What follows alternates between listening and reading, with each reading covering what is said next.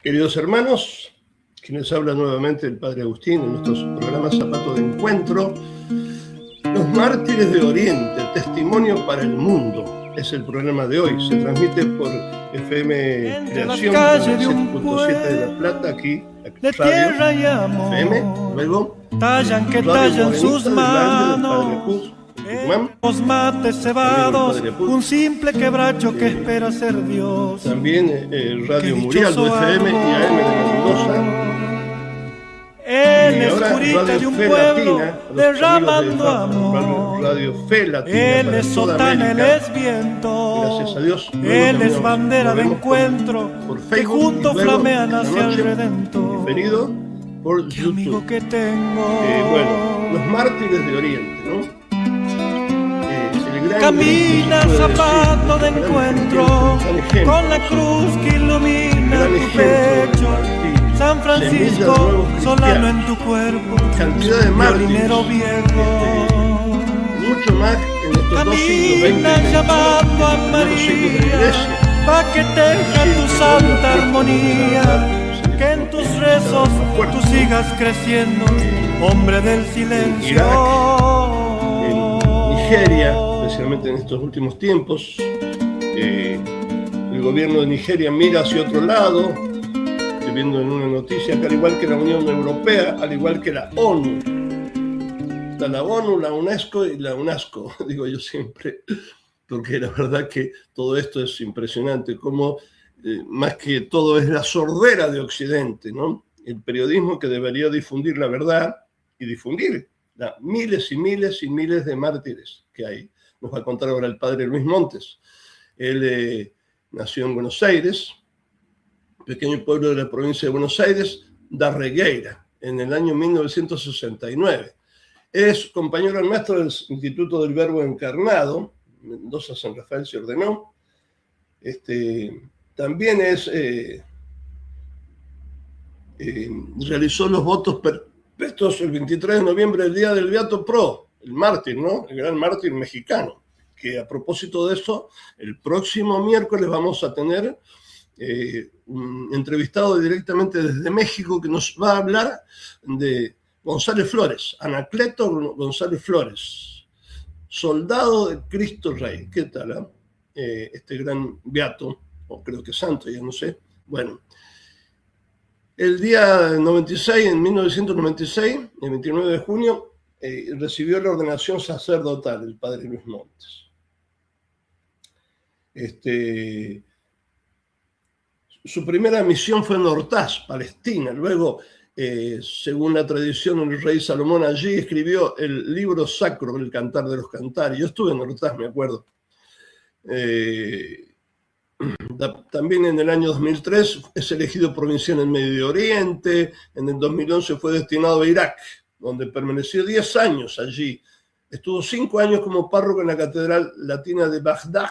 Después fue vicario del obispo latino para el Kurdistán iraquí en Erbil y posteriormente secretario del obispo. Desde algunos años viene dando charlas en varias partes del mundo para que esta sordera de Occidente se entere lo que los cómplices del silencio cristiano no dicen, ¿no? Es decir, la verdad sobre los miles y miles de mártires, sobre los cristianos perseguidos, principalmente dijimos en Irak, pero ahora como dijimos es horrible lo que está pasando haciendo el islamismo también, eliminando a toda persona cristiana del país en Nigeria. Este fin de semana estuve leyendo una última noticia, varios sacerdotes han sido enterrados. Nigeria, un genocidio que no se puede ocultar, y todo lo que nos va a contar el padre. Bueno, ahora le damos directamente la bienvenida, no sé si faltó algo decir, pero para que se haga cortito el programa, que más bien nos hable el padre, aquí lo tenemos nuevamente.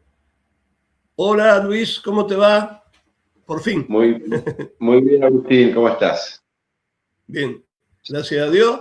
Un segundo programa con vos. El primero lo hicimos también en los mártires y no queremos cansarnos de repetir que el grito de los mártires nos debe conmover y nos debemos enterar, ¿no es cierto? Exactamente. Sí, yo lo que quiero es contarles es la experiencia que yo he vivido en Irak. ¿Qué ocurre? La iglesia siempre ha tenido mártires. En Irak ha sido una constante. Un sacerdote me decía que hace más de 1700 años que el cristianismo está en Irak y nunca hemos tenido un siglo entero sin persecución. Yo fui testigo de la última persecución seria, más grande que hubo. Ahora la situación allí está mejor, pero de todos modos que está mejor no significa que haya libertad religiosa. A lo sumo se puede decir que hay libertad de culto, es decir, los cristianos pueden tener sus iglesias, pueden celebrar la misa, dentro de los templos se pueden realizar actividades, pero no hay libertad religiosa. Si un musulmán se quiere hacer cristiano, claro, la familia lo mata. O sea, no es que se pueda decir que haya libertad religiosa. Y eso pasa en prácticamente todos los países islámicos. En el mundo, en todos los países árabes islámicos. En el Líbano, donde yo me encuentro ahora, acá hay más libertad, ¿sí? Pero en la mayoría de los otros hay al menos discriminación y algunos persecución. En Arabia Saudita, por ejemplo, no se puede construir una iglesia. Entonces, lo que yo voy a contar es solamente como un episodio de eso, ¿sí? La última persecución enorme, muy grave en Irak, ¿sí? Pero hay que considerar vas a contar nada más que una página de las miles de páginas, ¿no?, que hay seguramente. Exactamente. Es un capítulo nada más. Y aunque la situación no está mejor, la gente no está tranquila. Porque sigue habiendo discriminación, pero además, porque como se ha repetido tantas veces en la historia, todos saben que en un momento se va a volver a repetir. El ISIS, el Estado Islámico, como grupo terrorista sigue existiendo. Ha perdido los territorios. Lo que les voy a contar es espantoso. Parte de eso se terminó, pero esa ideología no ha muerto. Y va a renacer en otro momento con otro nombre, como ha pasado hasta ahora, ¿no? Y para darles una idea más general de la persecución en el mundo, les voy a leer una partecita muy corta del informe sobre la libertad religiosa en el mundo, que en el año 2025, este año, hizo la Asociación Ayuda a la Iglesia Necesitada. Se habla de graves violaciones de la libertad religiosa en 62 países. En 24 países se habla propiamente de persecución. En otros 36 se habla de discriminación. En total han sido afectados más de 5.400 millones de personas. La violencia yihadista se ha adaptado, su efecto desestabilizador ha aumentado de forma sin precedentes. En 15 países el extremismo religioso es la causa principal de persecución. En otros 10 contribuye a la discriminación. Pero además también han aumentado los ataques a cristianos en Occidente. Fíjense, por ejemplo, en Europa y Estados Unidos han aumentado de forma significativa. En el 2023 solamente se registraron 1.000 incidentes anticristianos. En Grecia se dieron más de 600 casos de vandalismo contra iglesias. En Canadá se incendiaron al menos 24 iglesias entre 2021 y 2024. Y así. ¡Qué barbaridad! Por eso ¿Cómo? ¡Qué barbaridad, digo, ¿no? Que... Sí, es así permanentemente. Lo que pasa es que son cosas que se ocultan, que las noticias no salen. En Nigeria, en Nigeria estamos hablando de 4.000 o 5.000 muertos por año desde hace más de 10 años. ¿Cómo podés repetir, por favor? ¿Podés repetir? ¿Cuántos muertos por año? En Nigeria, entre 4 y 5.000 mártires cada año desde hace más de 10 años. Y últimamente se ha acrecentado más, supongo, ¿no? Ahora este año ha sido más todavía, pero estamos hablando de 50 a 60.000 mártires. En un solo país. En un solo país. Por eso, lo que yo le voy a contar, por más que la situación en Irak ahora está mejor, se tiene que entender exactamente cómo es una página de persecución dentro de las miles que había. ¿Sí? Yo llegué en Irak, el desastre empieza en el 2003. En lugar de Saddam Hussein se pone un gobierno títere y a partir de ese momento empieza una ola de atentados impresionante. Estamos hablando de que durante 15 años había unos 20 atentados por día en el país. En Irak solamente, en Bagdad solamente, que es la capital, se calculan 100 atentados al mes. Para nosotros era tan común que ni siquiera hablábamos de los atentados. Nosotros teníamos misa a la tarde con la gente y terminaba la misa, nos poníamos a charlar, hablábamos de distintas cosas, y nunca decíamos, ¿vieron que hoy hubo 5 atentados? Porque pasaban todo el tiempo. Claro. Los vidrios de nuestra casa explotaron más de una vez, todos los vidrios de la casa. Escuchar explosiones era común. Pasar por un lugar con el auto y enterarnos que 5 minutos después había explotado una bomba cuando nosotros pasamos. El padre Jorge Cortés, una vuelta, estaba acercándose a un checkpoint y cuando estaba a 50 metros el checkpoint explotó por un atentado. Y fíjense que era tan común que ni siquiera, yo en esa época estaba en Erbil, en el norte, ni siquiera me llamó para contarme, no sé lo que me pasó, porque era todo común. Cuando pasa todo el tiempo ya deja de ser noticia. Claro. Entonces yo llego a Irak en el 2010, en diciembre de 2010. Hasta ese momento ya iban 7 años de 100 atentados por mes en la ciudad. Y poquitos meses antes que yo llegué, fue un atentado muy grande en la iglesia catedral de rito sirio católico, donde murieron más de 50 cristianos martirizados. Y eso era la vida normal de la gente en esa época. Yo recuerdo haber escuchado la noticia de, por ejemplo, musulmanes fanáticos que entraban a una casa de cristianos y mataban a toda la familia, desde el anciano hasta el bebé. Un balazo en la cabeza cada uno, y a propósito no se llevaban nada, no robaban, porque ellos querían dejar de manifiesto que ellos no eran ladrones, sino buenos musulmanes que cumplían con su deber de matar a los cristianos. Por supuesto que no es la mayoría de la gente así. Yo viví en Bagdad 10 años y nunca tuve un problema, ni siquiera una falta de respeto.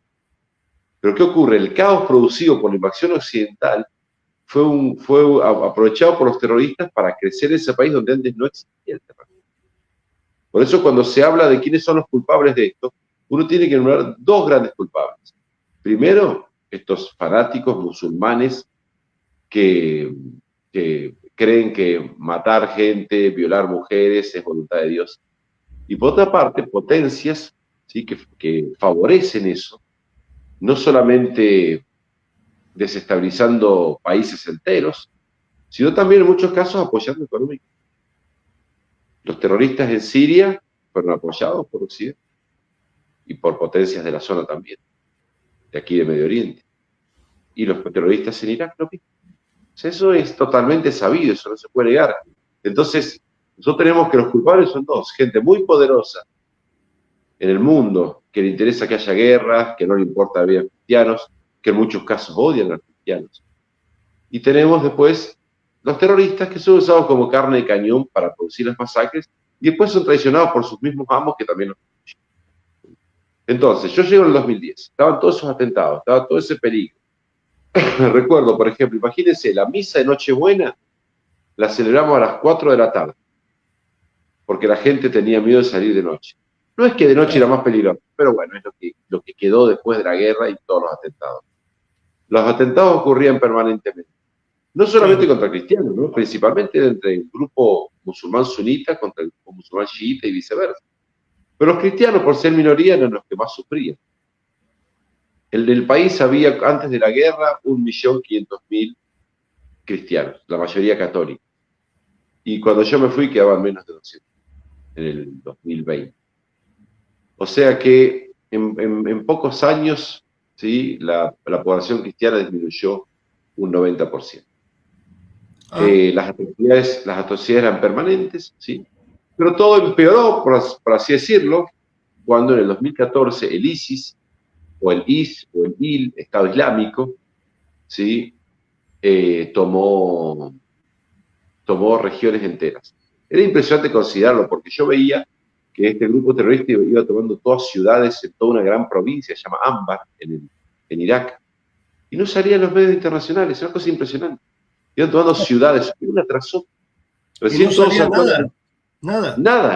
nada. Solamente saltó a las noticias cuando tomaron Mosul, pero porque Mosul nació 1,5 millones de habitantes.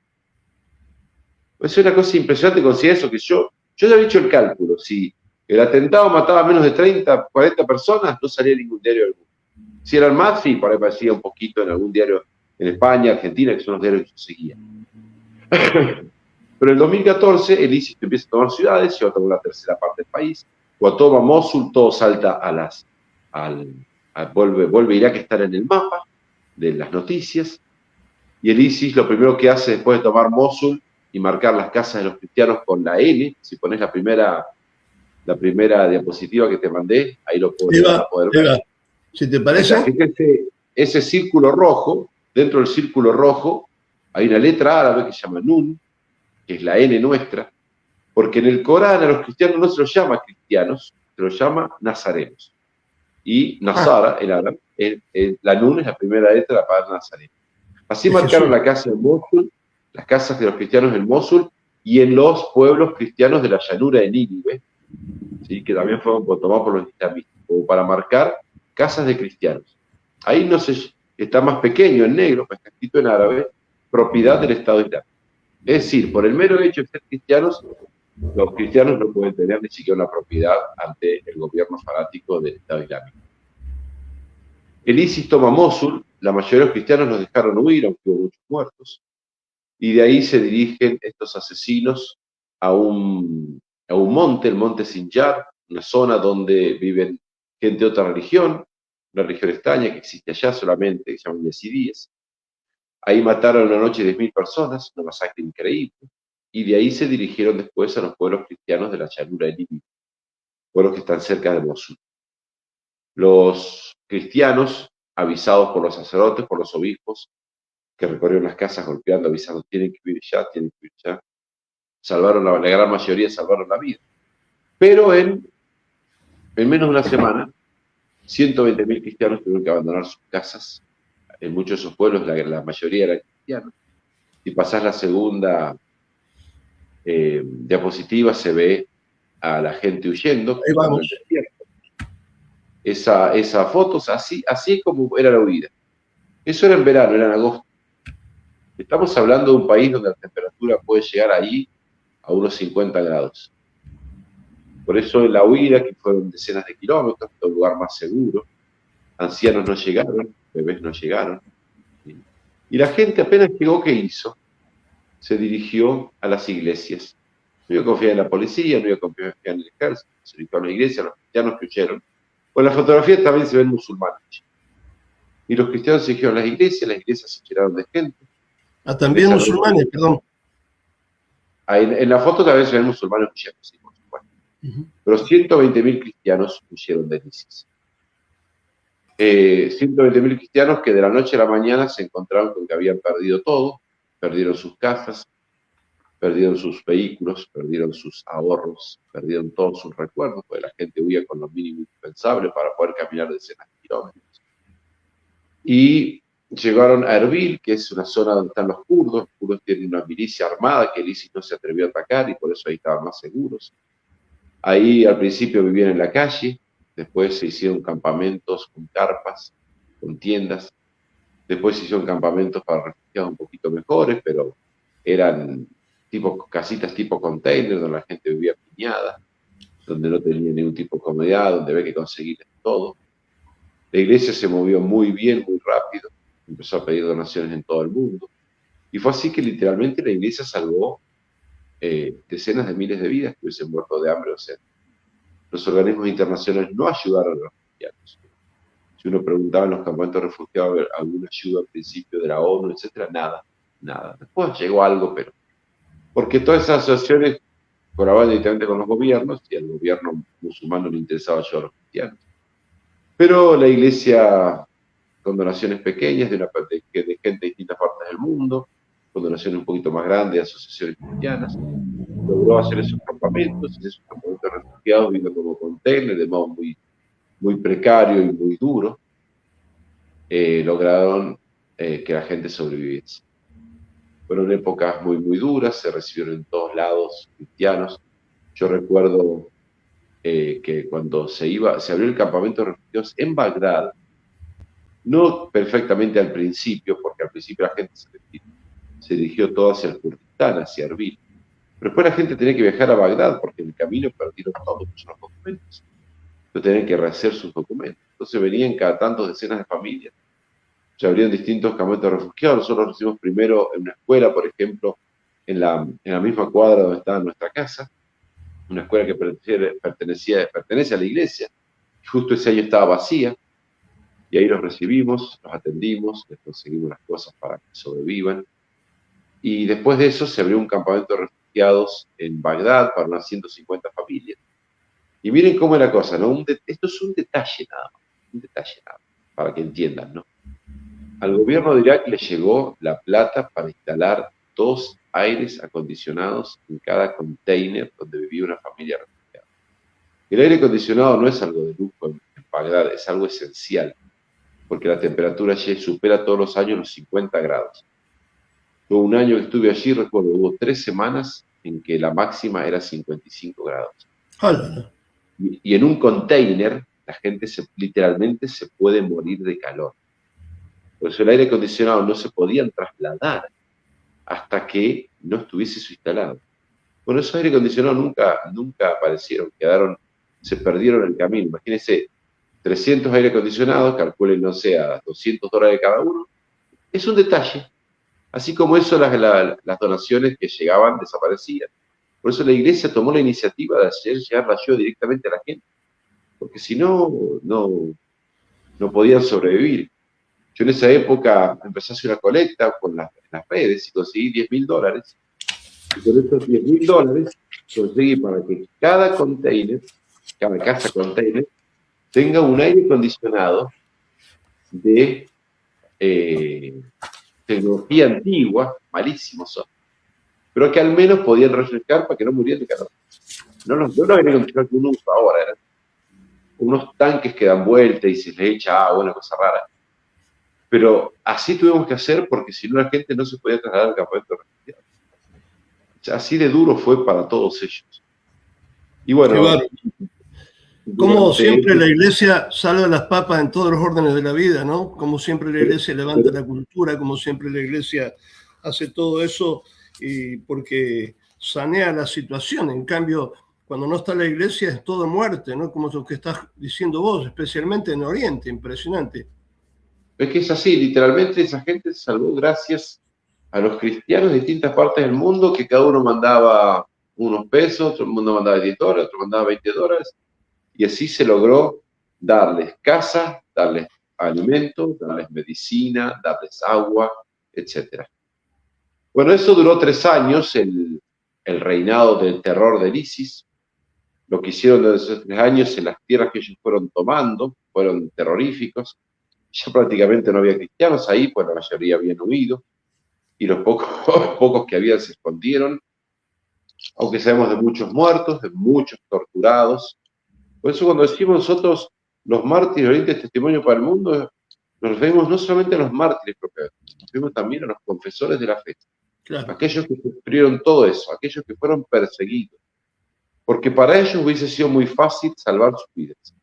Hubiese bastado que renegasen de Jesucristo y jurasen fidelidad al Islam para salvar sus vidas. De hecho, por ejemplo, al lado de uno de los pueblos de Llanura del Nínive, Jaracoy, hay un pueblo musulmán, no, Caramlés, perdón. Hay un pueblo musulmán también pequeño, Caramlés es un pueblo pequeño, el otro pueblo también es pequeño. El otro pueblo nadie huyó y no les hicieron nada. O sea que hubiese bastado que los cristianos se hiciesen musulmanes para salvar la vida. Estamos hablando de 120.000 personas que prefirieron perder todo, absolutamente todo lo material, con tal de no perder a Jesucristo. Y ni siquiera lo veían como algo que era algo heroico para ellos, ¿no?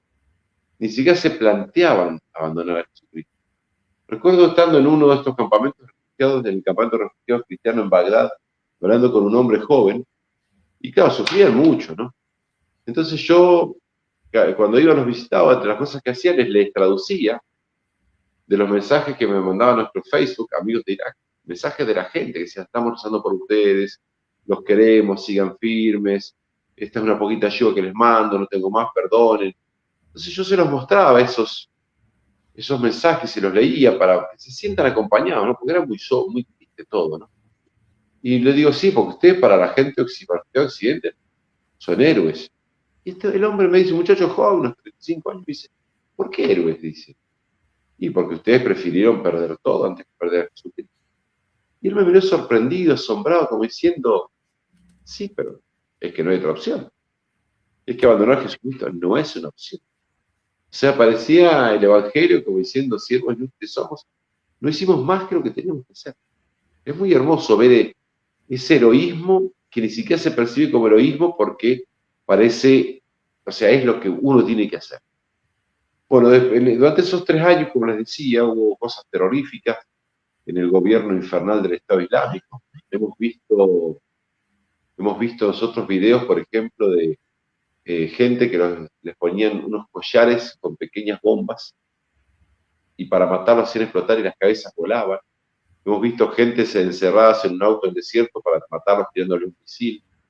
Hemos sabido de, bueno, además de las profanaciones de la iglesia, de las quemas de las casas cristianas, de torturas terribles, por ejemplo, enterrar niños vivos para que las madres sufran más, o degollar a niños pequeños de 4 o 5 años delante de sus madres y obligarlas a poner las manos debajo para que la sangre cayese sobre ellas.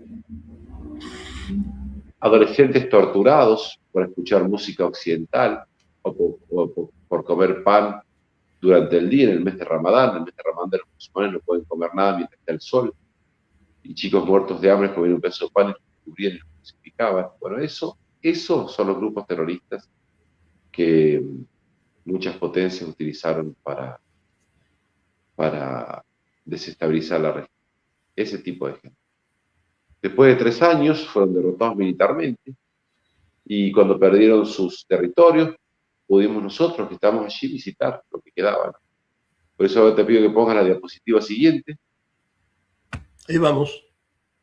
Por ejemplo, esa iglesia es la iglesia, la pura sería la Inmaculada, la iglesia dedicada a la Virgen de Karakosh.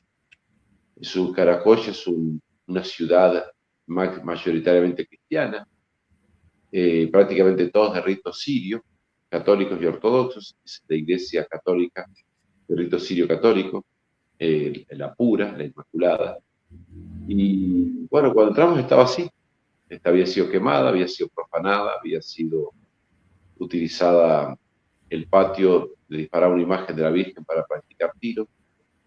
Todos los libros, imágenes quemadas. Uno lo que percibía de entrar en esos lugares en esos primeros días, ¿no? No había ni luz, ¿no? Era el odio, ¿no? El odio a Cristo, ¿no? Porque esos lugares santos fueron tratados así, porque les hablaban de lo que más odian estos musulmanes fanáticos son Cristo, su cruz y todo lo que tenga relación a Cristo. Libros, cristianos, sitios sagrados, etc. Ahí en esa foto estaba celebrando el nuncio, yo pude celebrar con él. Estaba celebrando también el obispo sirio católico. Los que están presentes ahí, el pueblo fiel, son soldados cristianos que estaban custodiando el pueblo una vez que el ISIS ya fue derrotado.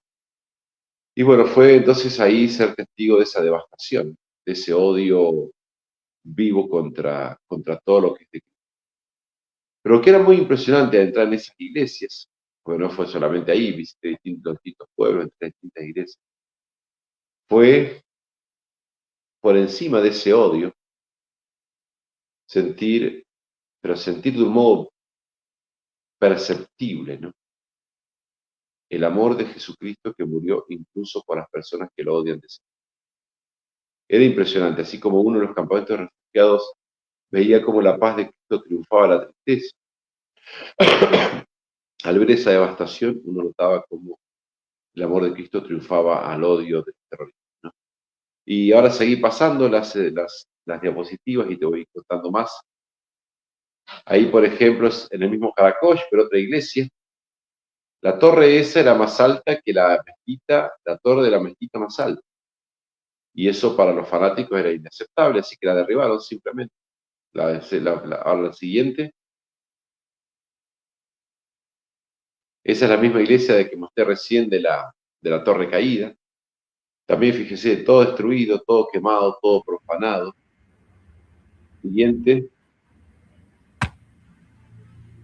Aquí se ven las casas en Karakosh, las casas de los cristianos. Esa foto la tomé, ¿saben por qué? Porque recorriendo las calles vacías, era un pueblo de 60.000 habitantes, un pueblo fantasma en ese momento, pero no había nadie, solamente los soldados que odiaban.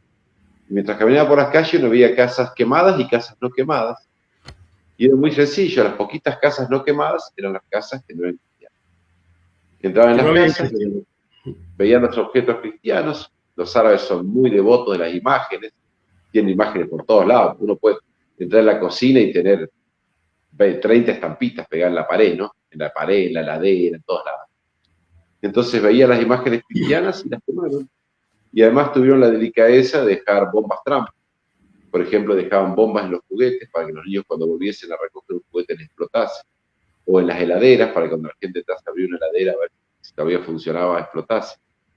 Y ahí se ve clarísimo, ¿no? Es odio a Cristo, ¿no? Y la siguiente. Bien. ¿Perdón? La siguiente. Sí. Así también Caracol, destrucción. La siguiente. Bueno, esta foto la saqué porque con el nuncio visitamos. Yo recuerdo, yo estaba en Bagdad y la gente venía llorando. Gente que no había llorado, hombres que no habían llorado por perder sus casas, no habían llorado por tener que abandonar todo. Vino llorando a contarme, a decirme, bombardearon, demolieron la tumba de San Besnam. San Besnam es un santo iraquí de los primeros siglos, junto con su hermana Sara, son dos santos. Y la gente tiene mucha devoción, hay muchos niños en Irak que se llaman Besnam por este santo. Y ese era donde estaba el cuerpo de San Besnam, que fue profanado y dinamitado por el ISIS. Es difícil entender para nosotros que les costase tanto eso, ¿no? Gente tan sufrida. Perdón, padre. Tengo una pregunta. Un signo exclamativo, un admirativo. ¿Cómo nosotros los católicos somos tan paganos a veces? ¿No? Porque ellos muestran que sufren cuando le quitan a Cristo y no cuando le quitan sus casas. Eso es admirable, lo que dijiste. Sí. Que debería ser lo normal para un cristiano, pero estamos tan paganizados que en Occidente esto... Sufren también con todo lo que han perdido, ¿no? Pero los que más les dolía este tipo de cosas. Recuerdo dos cosas que me vinieron a decir llorando la gente. Lo de San Besnam, que es esta fotografía, y después te lo voy a mostrar más adelante. Se corrió la noticia que habían destruido la iglesia del monasterio de San Jorge en Mosul. Y la gente lloraba. Después nos dimos cuenta que no lo habían derribado, habían hecho otra cosa, ya les voy a contar. Pero sí, ellos les dolía más esto. Porque es por su amor a Cristo y a la iglesia. Aparte de la fe, ¿no? Claro. La siguiente. Esta es la iglesia del Espíritu Santo. Es una iglesia moderna, no muy linda. En Mosul. Pero esta iglesia tiene dos cosas muy interesantes.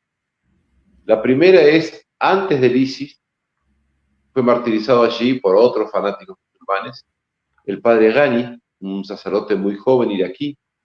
El padre Ghani era párroco en esa iglesia y llegaron terroristas y le dijeron, tenés que cerrar la iglesia, no la podés abrir más. Y él no les hizo caso. Entonces a los pocos días cayeron y lo martirizaron a él junto con 3-4 personas más, sacristán, etc. Y cuando le dijeron, ¿por qué no cerraste la iglesia como te ordenamos? Él dijo, no está en mi poder cerrarla porque esta es la casa de Dios, yo lo puedo cerrar. Y está en proceso de beatificación, un gran sacerdote muy jovencito. No sé la edad, pero creo que no llegaba a 30 años. Y soportó la persecución con entereza y dio su sangre por Cristo con alegría. Y la segunda cosa importante de esta iglesia es que, como era grande, el ISIS se apoderó de ella, lo tomaron Mosul, y en la cripta se usó como cárcel y ahí fueron torturados y martirizadas personas.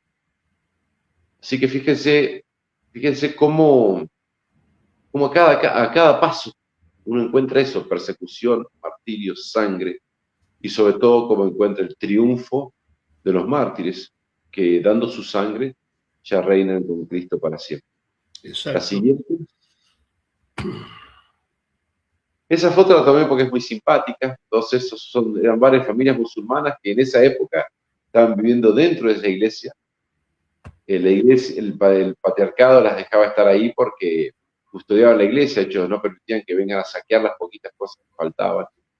Todas familias musulmanas, también refugiados. Y ahí se mostraba el cariño normal. La gente normal es normal, ¿no? En Bagdad la gente quiere paz, quiere poder trabajar, quiere tener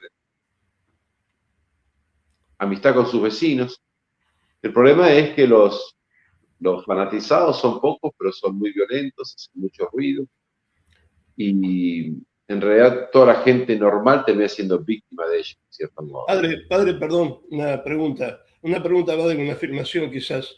Acá también en Occidente se ve como los que son agresores, por ejemplo, los de pañuelo verde, que están a favor de todo lo que es antinatural, del aborto y todo, son pocos también. Sin embargo, cómo dominan también y queman iglesias, ¿no? Como siempre pasa. Sí, por una parte tienen mucha voz, por otra parte son muy violentos y por la tercera parte son apoyados por gente poderosa.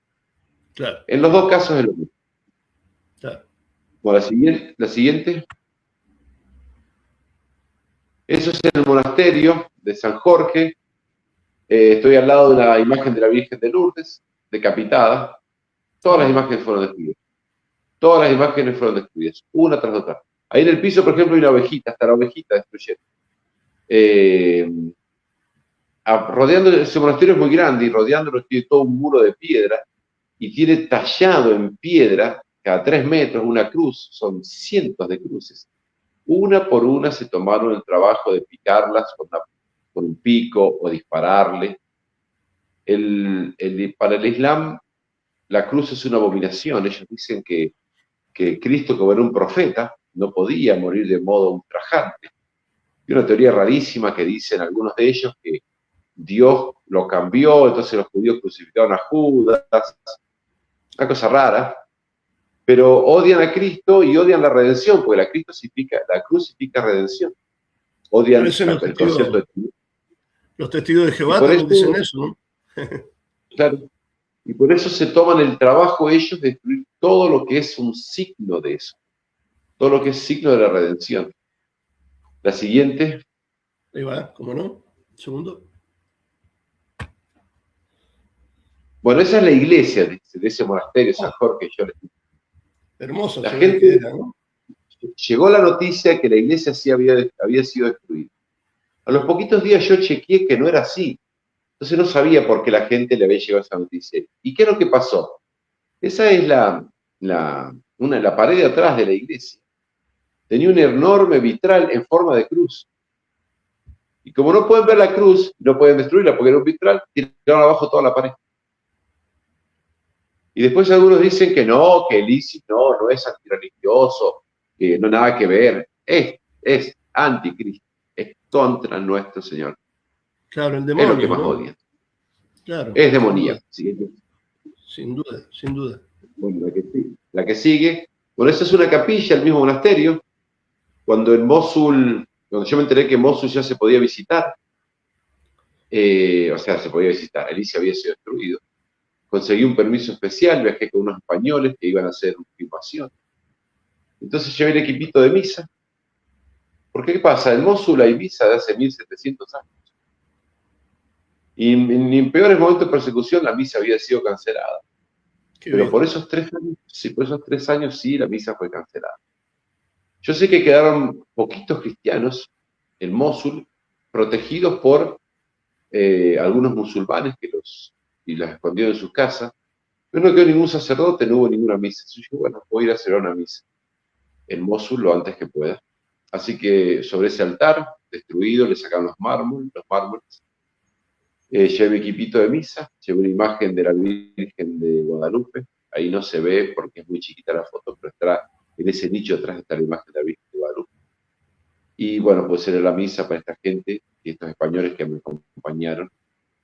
Y para que se vuelva a escuchar las sacratísimas palabras de la consagración en esa ciudad que conoció Cristo hace tantos siglos. Qué bárbaro, ¿no? Qué maravilla. Sí. Impresionante, sí. Bueno, la que sigue. Esa es otra iglesia en Mosul, también destruida, igual que la que sigue. Oh, Dios mío. Ahí va. ¿Cómo no? Es como un pequeño video esto, pero acá no está funcionando como video, pero se puede ver la destrucción. Fíjense lo que es. Esa iglesia, por supuesto, no se puede restaurar, hay que tirarla abajo. Una iglesia no católica, ortodoxa, destinada a la Virgen María. La que sigue. Uy, Dios Por mío. eso es una foto así general de Mosul, de la destrucción después del ISIS. Esta foto la tengo aquí porque me gusta decir esta frase y es la siguiente, ¿no? Terminada el dominio, espera un poquito. Terminado el dominio del ISIS en Mosul, se calculaba que hacían falta 1.700 o 1.700 millones de dólares para arreglar la ciudad. De dólares, ¿no? Y yo digo, eso se puede conseguir. Pero hay una cosa mucho más difícil de conseguir y es restaurar la confianza. En Mosul, por más que los cristianos, algunos fueron queridos por sus vecinos, también hubo muchos casos de traición. Es decir, musulmanes que avisaron al ISIS las casas de sus vecinos cristianos para marcarlas y expulsarlos. Había gente que llorando me decía más que lo que más le dolía era que el vecino musulmán con el cual habían compartido una taza de té tantas veces, cuando llegó el ISIS y ellos tuvieron que abandonar sus casas, antes de que ellos terminen de irse, ya estaban saltando la tapia del patio para robarles todo lo que pudiesen. Esa traición fue lo que más les dolió, más que el odio de los terroristas. Hablé con mucha gente de Mosul, muchos cristianos que decían, no, a Mosul no vuelve, porque esa traición se sintió muy, muy dolorosa. Hubo casos muy hermosos, al revés de esto también hubo casos muy hermosos, de gente que acompañó a sus vecinos musulmanes caminando hasta los límites de la ciudad. Es un gesto muy oriental, ¿no? Uno lo puede en los Hechos de los Apóstoles, como a San Pablo, cuando él se despedía y él les decía que no lo volvería a ver, lo acompañaba hasta la puerta de la ciudad, como diciendo, acompañamos todo lo que podemos. Bueno, algunos musulmanes hicieron eso con cristianos, pero en general la mayoría traicionó su vecino. Y eso fue un dolor muy grande, ¿no? Por más que hubo cosas objetivamente más dolorosas, eso es lo que muchos de los cristianos sufrían más, ¿no? Haber sido traicionados por gente que ellos consideraban amigos. Y bueno, las fotos que siguen ahora, pasarlas más o menos rápido, son de Siria, pero se puede ver más o menos lo mismo. Eso es destrucción en Siria, la siguiente también, explosiones en Siria. Dios mío, ¿no? Qué terrible. Sí. Ahí también un barrio que había tomado los terroristas, las hermanas están recorriendo después que fueron derrotados. Nuestras hermanas servidoras de nuestro instituto. Claro. Sí. Que ahí no necesariamente era ISIS, también estaba Al-Qaeda. La que sigue, fíjense, las iglesias, y también profanadas. Los escenarios son siempre los mismos, ¿no? La que sigue. Bueno, en esta mujer me quiero detener un poquito. Esta es una ciudad de Siria donde empezó la mal llamada primavera árabe, que fue un invierno islámico. Primavera árabe apoyada por Occidente y que fue un desastre. En una de estas ciudades, esta mujer cristiana, la presionaron musulmanes para que se haga musulmana, ella dijo que no. Relataron esa columna para que todo el que pasase la golpease. Y así uno a uno los que iban pasando los fueron golpeando, hasta que murió. Ahí está muerta ya. Y fíjense la foto que es fea, ¿no? Y sin embargo esa foto es gloriosa, porque esa mujer está en el cielo, murió por Jesucristo, fue torturada durante horas con los golpes, Dios subió por Jesucristo, no renunció a él, y ahora reina con él para siempre. Y lo único que espera es la resurrección de los muertos para recuperar su cuerpo, en este caso ya glorioso y sin poder sufrir. Por eso ni sabemos el nombre de esta señora, pero sí sabemos que está en el cielo con Cristo. Claro. La que sigue. Perdón, ahí está. Bueno, este es un sacerdote franciscano. Esta historia que voy a contar es una historia muy hermosa porque Dios hizo un milagro para salvar su vida, la vida de este sacerdote. Pero la quiero contar en realidad para contar la escena, ¿cómo se llama? La historia siguiente. Este padre es iraquí, él vive en Tierra Santa, es franciscano, tiene una hermana franciscana, también en Tierra Santa, y tiene un hermano dominico, sacerdote, en Irak. Creo que fue en el 2007 que él viajó a Irak de vacaciones, cuando iba por la ruta, en un puesto policial, lo detienen, no eran policías, eran terroristas disfrazados. Lo hacen ingresar, meterse en el desierto con un grupo de amigos, hasta una casucha que había ahí en el desierto, una casa muy pequeñita, y ahí salen otros musulmanes. Y el plan era muy sencillo, era filmarlos, degollarlos mientras se los filmaban, y después subir eso a las redes para mandar al Jazeera, para mostrar lo que les esperaba a los cristianos en esos países. Para que ustedes sepan que esto no es una amenaza vana, porque al final no se cumplió, pero no es una amenaza vana. Ahí mismo apuñalaron a uno que se quiso rebelar, que murió ahí. Y los 4 que quedaron entre estos sacerdotes les dijeron: nos vamos a filmar, nos vamos a degollar, y vamos a mandar esto a todos lados para que vean lo que le pasa a los cristianos. Y le dijeron a él: ¿quiere decir unas palabras ante la cámara? Dijo: no, quiero rezar un momento. Él tiene una reliquia de una santa que no estaba ni beatificada en ese momento. Era la fundadora de las Hermanas del Rosario, en Tierra Santa y Jordania. Y le pidió a la santa, le dice, él tenía un huesito de ella, ¿no? Tu reliquia está aquí conmigo, tú nos puedes proteger. No te pido por mi vida, te pido por la vida de los que me acompañan. Y estaba arrodillado con tus compañeros, imagínense la cámara enfrente filmando, un terrorista atrás con el cuchillo para degollarlo. Él estaba esperando que baje el cuchillo y lo degolle. Y pasan los segundos y no pasa nada, y escucha que el terrorista le pregunta: ¿quién eres? Así como con miedo. Dice: yo soy un hombre de Dios. Así le dice, ¿no? Un hombre de Dios, un hombre de la religión. Y el terrorista asustó y dice: no, dime quién eres, soy un hombre de Dios. Y el terrorista le dice que él no podía bajar la mano, tenía la mano levantada así, con el cuchillo, y no podía moverlo. Una fuerza poderosa le sostenía la mano. Por eso se notaron lo sobrenatural, el terrorista huyeron. Así fueron con todos los otros que quedaron, salvaron la vida. Él y sus compañeros. Porque Dios durante esos años nos mostró varios milagros. Ajá. Cosas que pasaban raras. Hay gente que ha dicho que hay balas que han doblado. Iban así y cambiaban de trayectoria para no matar a alguien.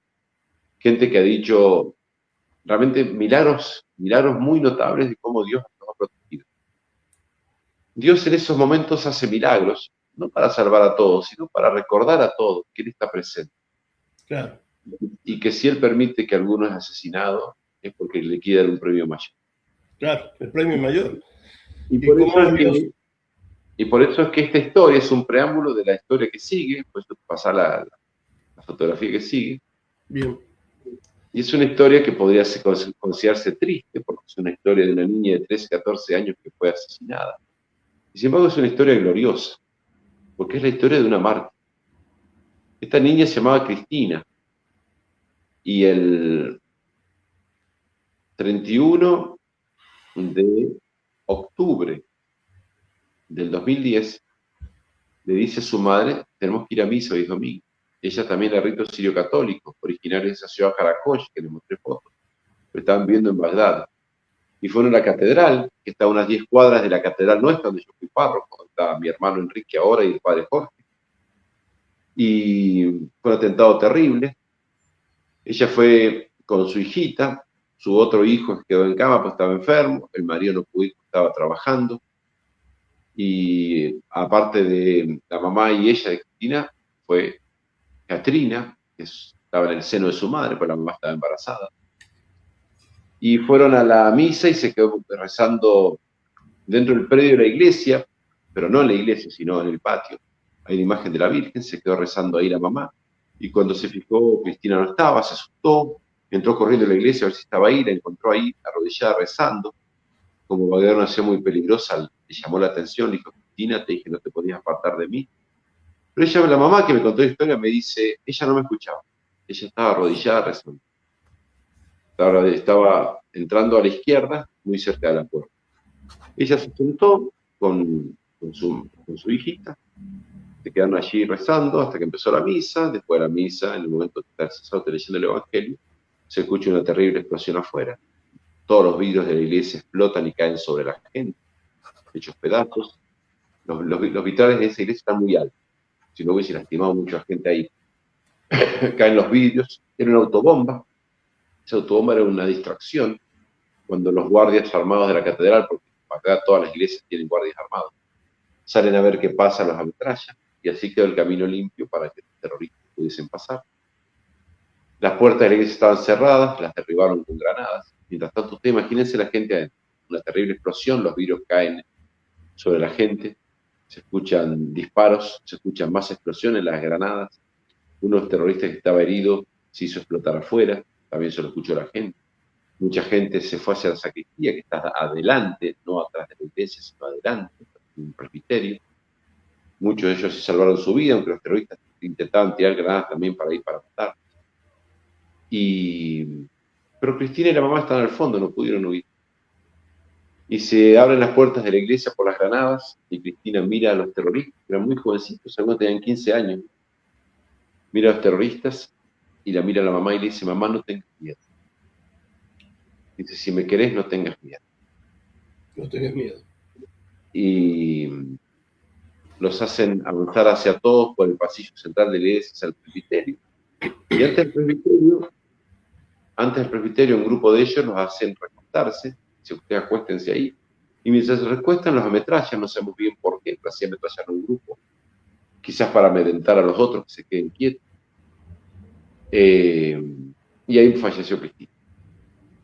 Una bala, un fusil, muerte instantánea. La mamá tendría que haber muerto también, porque estaba al lado de ella. Pero una señora cae muerta, la derriba al piso.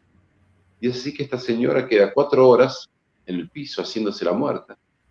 Muerta de miedo, por supuesto, con un cadáver encima de ella, una señora, ¿cómo se llama? Bañada en sangre, con su hijita muerta al lado, haciéndose ella la muerta. A ver, un segundo que están golpeando la puerta. ¿Pueden atender la puerta? Bueno, muy bien. Decir que no, que estoy ocupado. ¿No estaba cerrada aquella puerta? Más que la había cerrado. Perdón. Entonces, la pobre mujer, se casi 4 horas, cuando la policía entra y mata al ejército, entra y mata a todos los terroristas, salvó su vida ella. Ella tenía mucho miedo porque las balas rompieron los aire acondicionados de la iglesia, que eran muy grandes. ¿Cómo se llama? El gas de los aire acondicionados iba hacia ella, que es un gas venenoso, y está embarazada, está muy preocupada. Pero bueno, salvó la vida, su hijita después nació bien.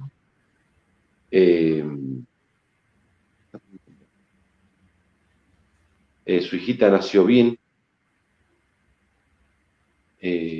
pero estuvo 4 años sin poder entrar en una iglesia. 4 años estuvo sin poder entrar. Pasados los 4 años, su hijito que había quedado en la casa tenía que tomar la comunión, y por eso nosotros lo preparamos para el catecismo. Y yo le dije a todos los padres y a los niños que vengan el día anterior a confesarse, vinieron. Y esta señora fue ahí, me conoció a mí y me contó la historia. Desde que escuché la historia quedé prendado a esta niña, empecé a rezar y me ha concedido muchas gracias muy hermosas, pero incluso gracias espirituales, que son las gracias más importantes que hay.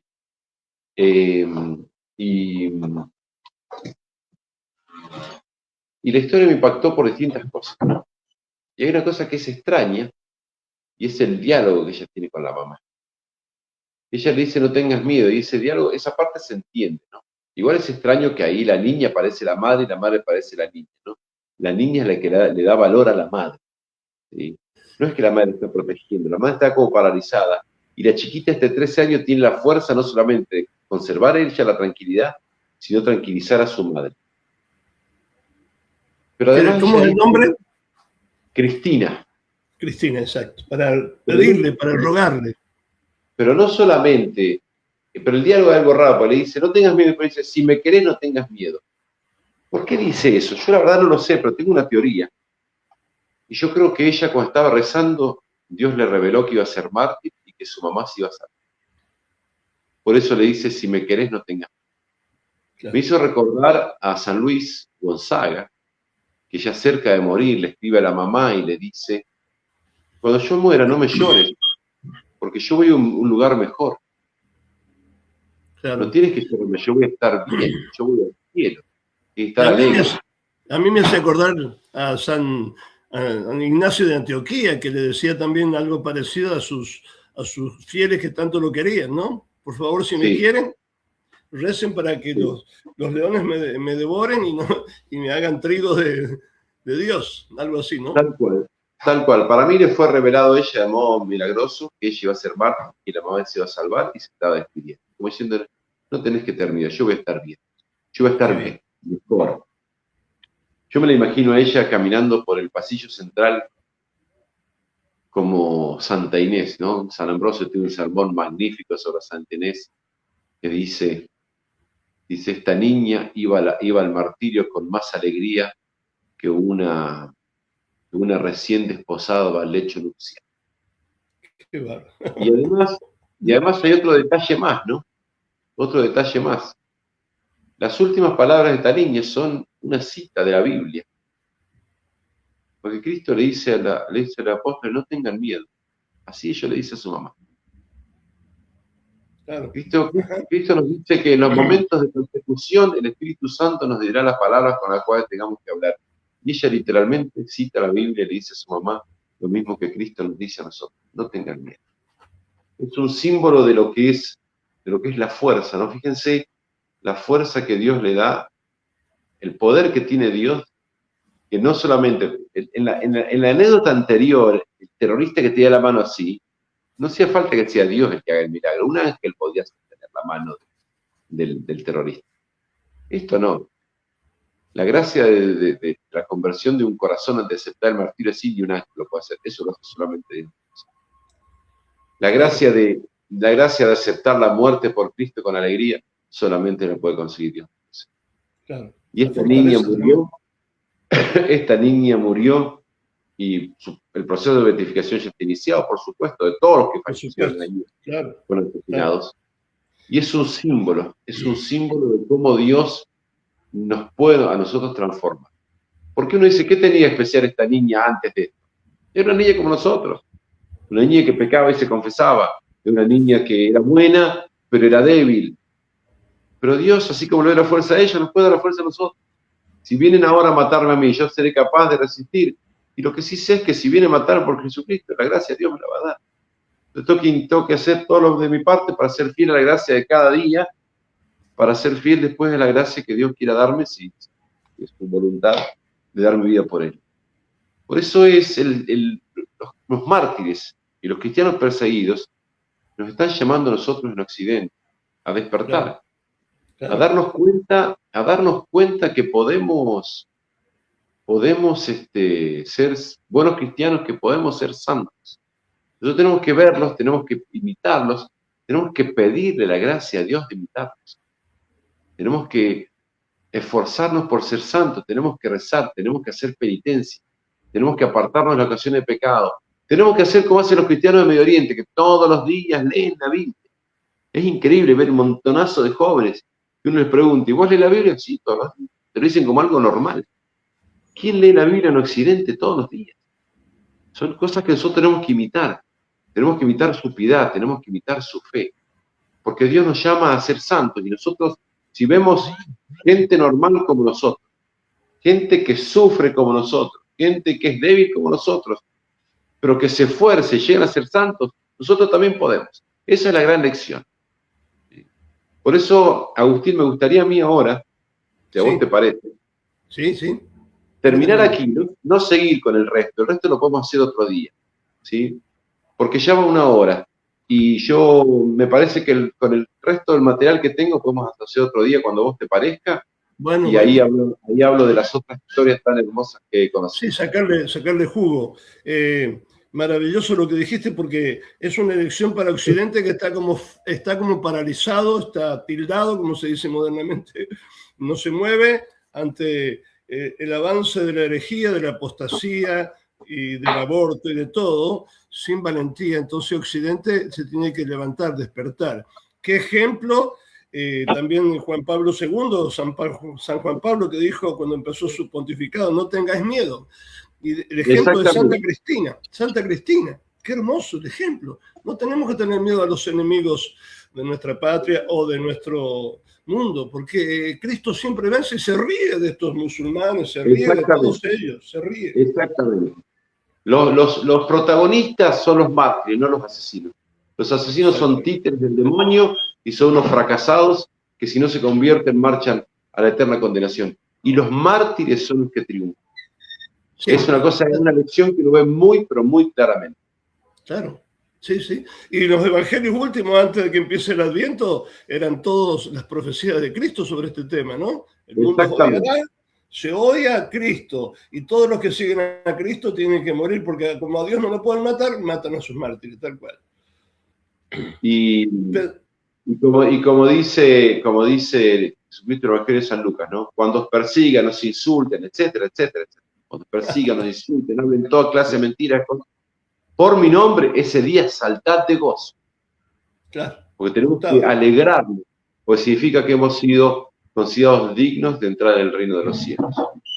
Exacto. Vos, padre, dijiste algo el otro día, creo, porque eso vamos a hacer en otro programa, pero uno de las mamás de un hijo que era martirizado agradecía para la próxima. Para la próxima. Bueno, dale, muy bien. Solo te puedo decir una cosa, que sin duda, como pasó en el pasado de la Iglesia Católica, que nunca muere porque Cristo está con nosotros hasta el fin de los tiempos, veremos también estas cantidades de mártires dentro de 10, 15 años en los altares, pero ya están en el cielo igual. Exactamente. Qué bárbaro, qué emocionante, ¿no?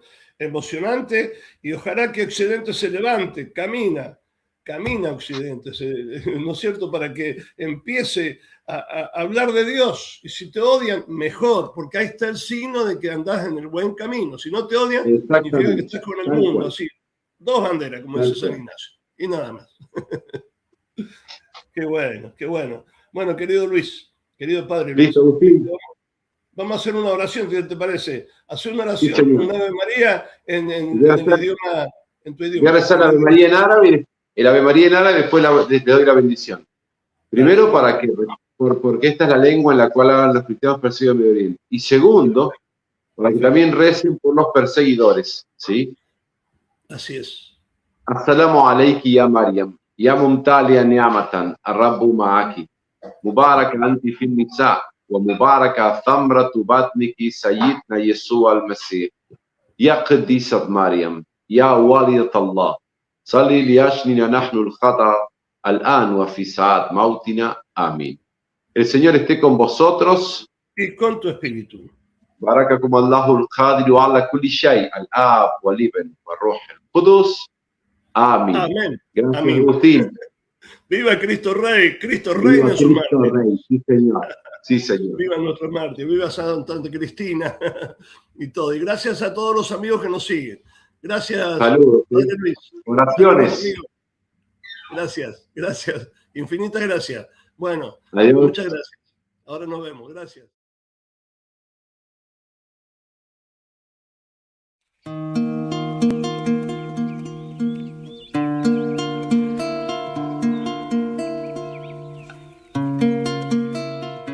Entre las calles de un pueblo de tierra y amor, tallan sus manos.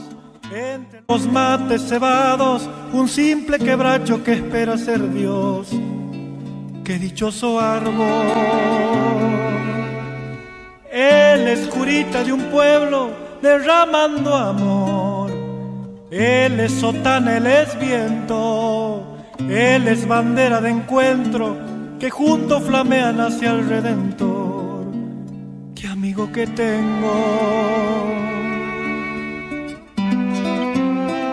Camina zapato de encuentro con la cruz que ilumina tu pecho. San Francisco, solano en tu cuerpo, violinero viejo. Camina llamando a María, pa' que teja tu santa armonía, que en tus rezos tú sigas creciendo, hombre del silencio.